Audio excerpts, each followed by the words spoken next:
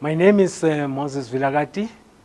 I am the AUC Commissioner for Agriculture, Rural Development, Blue Economy, and Sustainable Environment.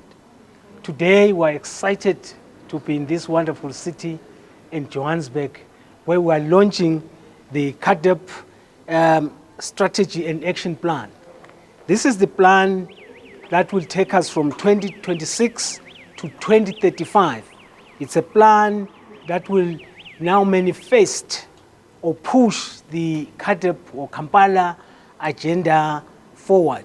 As you might be aware, from 2003, we had the Maputo Declaration, and then we had in 2014, the Malabo Declaration, and now in 2025, we have the Kampala CAADP Declaration.